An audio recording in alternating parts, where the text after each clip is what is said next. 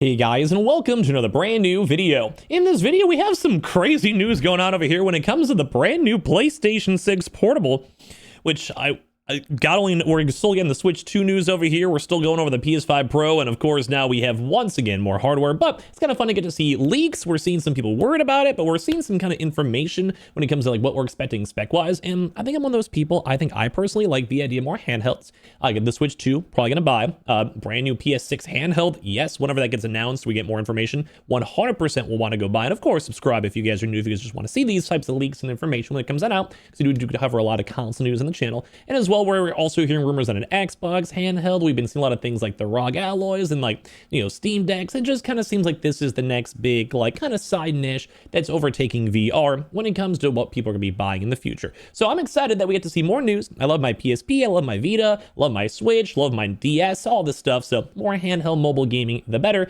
And we also have some pretty crazy stories too as well. Now we have touched on some of these things too, such as the Oblivion potential shadow drop as of the next week or so. I still want to find out if it's gonna be on Game Pass or not day one. If so, I'm playing that day one for sure. And also a bit of marathon news, Destiny news, everything else. So make sure you guys are subscribed. Let's go dive on into the video itself. The Twitter is down below, the Twitch down below, the second YouTube down below. All that's gonna be active very soon. And as well, just appreciate y'all for watching. So first and foremost, we are now seeing news on the PlayStation 6 Portable.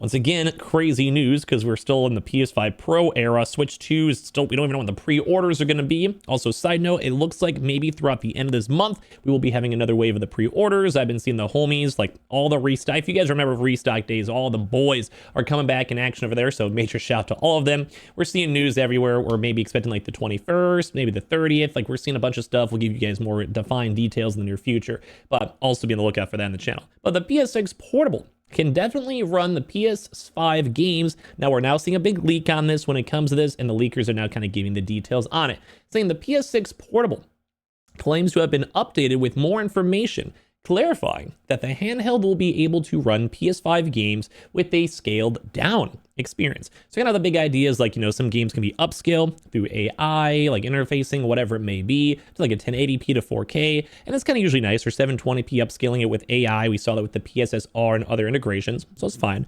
But you can also downscale. So you have like a 1080p that kind of gets downscaled on down. It looks a lot nicer on a mobile device.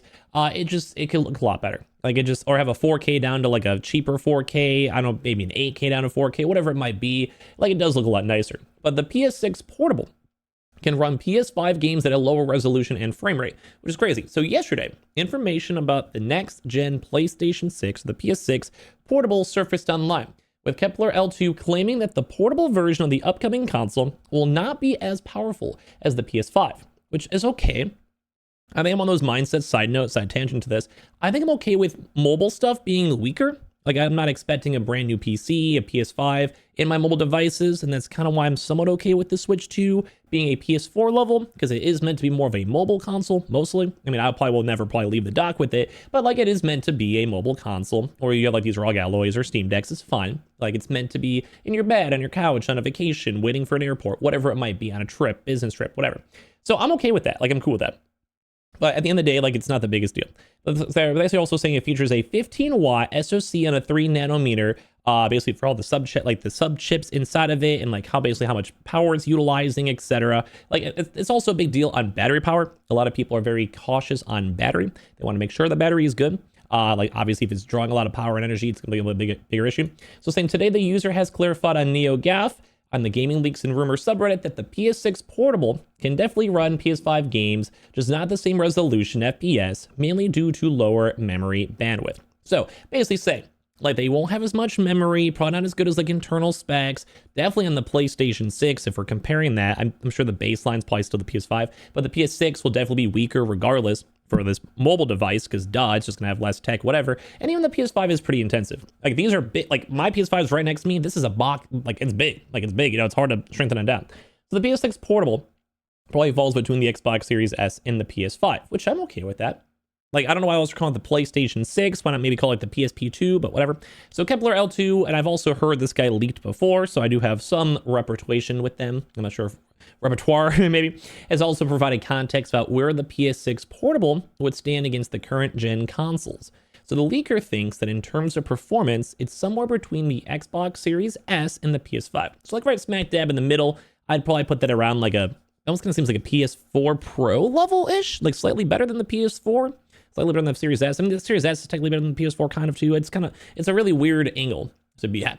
However, they're clarifying that it's hard to know for sure as they're actually technically using an unreleased GPU UART. So we've also had a lot of things such as AMD, NVIDIA. I think NVIDIA is making a custom GPU for the Switch 2. I think AMD has also made custom sub-chipsets for both the Xbox Series X and S. So like we know that you can have like how do I word this? Because it's kind of a somewhat complicated situation. It's like you could basically have a GPU that will give you, let's say, 100 frames per second.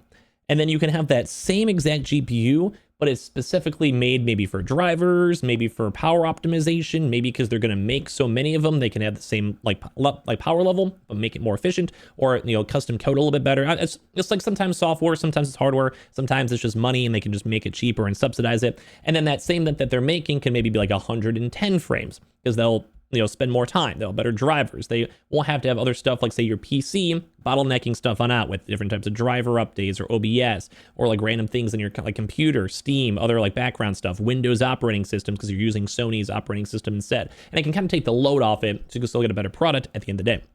Obviously, Kepler 2 also spoke about this regular PlayStation 6 SoC, explaining that it differs from the portable SoC, and Redacted is specifically designed to run at very low voltages.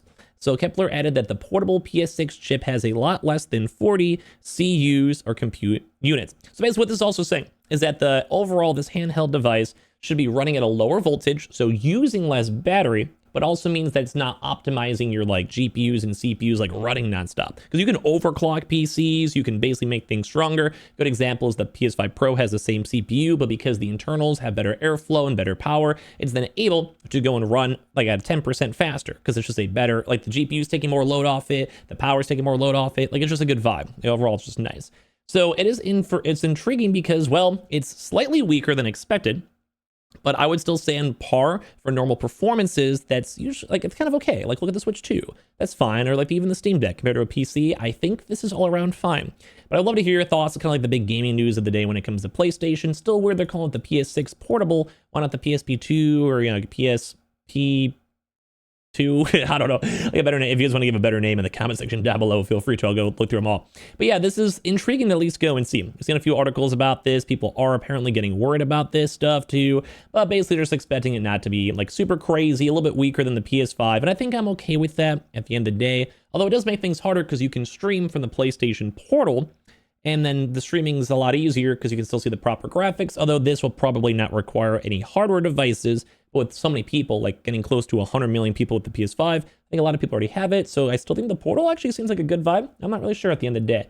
Now, I do want to also make sure of a few kind of quick things too as well. Oblivion. Kind of the big also gaming news over here for Xbox. A lot of people are assuming, and I've heard leaks too as well, I think we reported this on the video like 2 weeks ago, is that, well, I think this game might be shadow dropping. Oblivion might be shadow dropping throughout this next week or so, probably just by the end of this month in case, like, you know, sometimes dates get changed due to like big leaks and them updating websites. But apparently they updated an official website, like official proper website for the Oblivion game. So probably by maybe the next week or two, more supply the next week is the expected leaked dates. We will be seeing the Oblivion game coming potentially out. Now, I don't know if this game's gonna be on Game Pass. If it's on Game Pass, this is a win. Like I will actually be very proud of Xbox. We haven't had a new, like, you know, I was messed up. I was called like Elden Ring, but it's not Elden Ring. Elder Scrolls game in quite some time. So like this would be nice. Like we've seen Skyrim remade 15 different times at this point. It's kind of crazy. So you give me an Oblivion remake. I never played it when I was younger. Always wanted to. I want to play this game. And if it's on Game Pass, that will make me be a day one player. Absolutely. But we're seeing updates with like the trailer.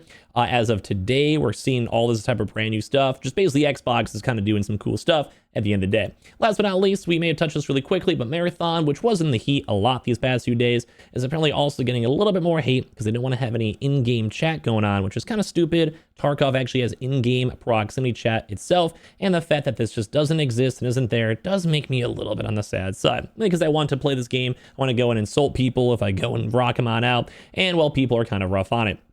Now, granted, this game is still an alpha, so a lot of things may go change over time, but at the end of the day, I just hope this game's gonna be good. I have faith in it. I hope it's not bad.